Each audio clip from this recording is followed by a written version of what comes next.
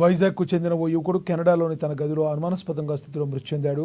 వైజాగ్ నగరంలోని గాజువాక ప్రాంతానికి చెందిన పిల్లి ఫణికుమార్ కెనడాలో కాల్గరీలో సదర్న్ అల్బర్టా ఇన్స్టిట్యూట్ ఆఫ్ టెక్నాలజీలో సప్లై చైన్ ప్రాజెక్ట్ మేనేజ్మెంట్లో ప్రోగ్రాంను అభ్యసిస్తున్నాడు. అయితే హాస్టల్లో నిద్రపోతూ అనుమానాస్పద స్థితిలో మృతి చెందాడు. నిద్రలో గుండెపోటుతో యువకుడు మృతి చెందాడని తల్లిదండ్రికి ఫణికుమార్ మిత్రులు ఫోన్ చేసి చెప్పారు.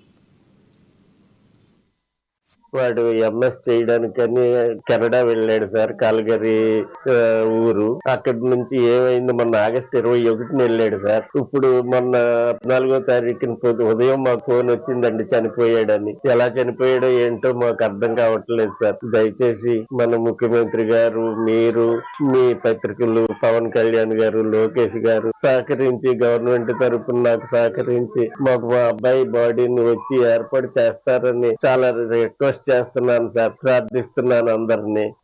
ఇక్కడ ఎమ్మెల్యే గారు పల్లా శ్రీనివాస్ గారిని, భరత్ గారికి కోఆర్డినేట్ అయ్యారు సార్. చాలా బాగా స్పందించారు. కలెక్టర్ గారిని కూడా కలిసాం సార్. చాలా బాగా స్పందించారు. సహకారం ఇస్తాము గవర్నమెంట్ తరపుని. ఏం జరగాలో అంతా జరుగుతుంది, మీరేం బాధపడకండి అని అన్నారు సార్. ఇది జరిగింది. ఇప్పటి వరకు మాకు ఇంకా ఏమీ న్యూస్ ఏమీ రాలేదు సార్. మాతో చివరిగా 12వ తారీఖు మాట్లాడాడు సార్. 11వ తారీఖున మాట్లాడాడు సార్. అది సార్ బాగానే మాట్లాడాడు సార్. అక్కడ ప్రాబ్లం ఉన్నది లేకపోతే ఇంకేంటి అన్నది కూడా ఏమీ చెప్పలేదు సార్. ఆరోగ్య సంస్థలు కూడా ఏం చెప్పలేదు సార్. బాగానే మాట్లాడాడు సార్.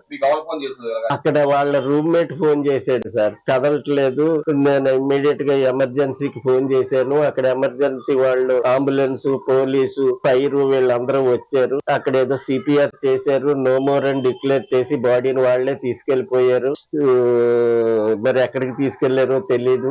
మళ్ళీ పోలీసులేమో మా ఓడిది ల్యాప్టాప్, తర్వాత పాస్